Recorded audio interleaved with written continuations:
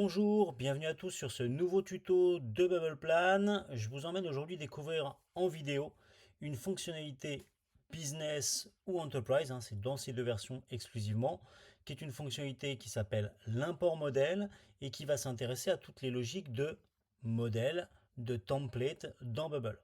Alors cette fonctionnalité ne se trouve pas du tout dans la zone de création de projet.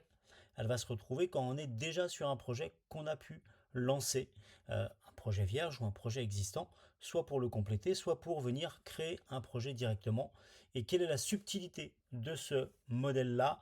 Tout simplement que dans cet aspect-là, on va avoir une approche caddie, une approche je pioche dans tout ou partie d'un ou plusieurs projets pour constituer ou enrichir le planning sur lequel je suis, alors que d'habitude avec le modèle qu'on a déjà vu dans le tuto lié au template, on va juste prendre tout un projet pour le réaffecter sur un nouveau besoin.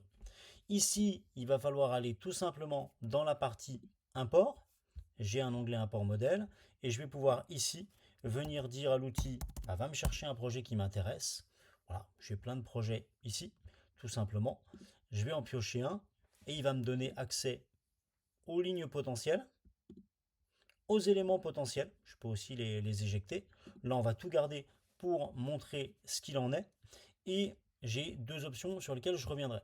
Là, je vais juste vous montrer à quoi ça sert et après, on va aller dans les détails. Je l'importe. J'ai donc tout simplement récupéré une copie de ce qu'il y avait dans le projet d'origine. Bien sûr, on a réinitialisé toutes les logiques de gestion de projet, mais j'ai une copie conforme, tout ce qu'il y a de plus traditionnel. Il m'a créé une nouvelle ligne. Comme on l'a vu, je peux aussi lui demander, dans les options, on l'a vu rapidement passer ici, je peux lui demander aussi d'ajuster tout ça à une date particulière. C'est-à-dire que je vais m'en servir finalement pour faire du rétro-planning, de la projection, et lui dire, je veux reprendre tout ce processus-là, mais je veux le reprendre à une date ultérieure. Je vais reprendre ça, allez hop, à la rentrée, projetons-nous.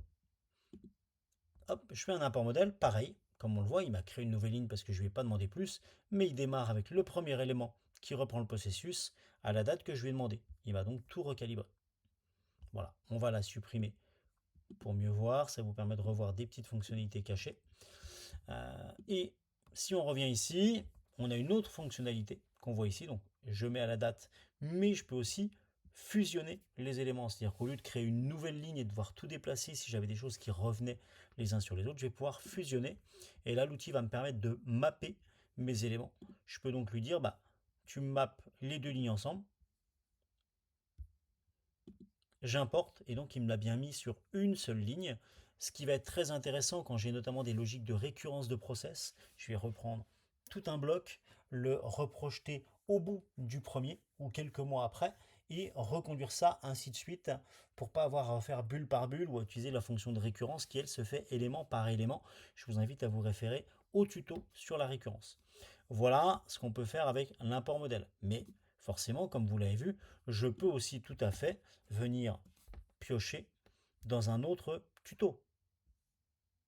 D'accord? J'en ai plein ici. Je peux lui dire, tu pioches dans budget. Alors, j'ai qu'une ligne exemple, mais on y revient. Là, j'ai qu'une bulle.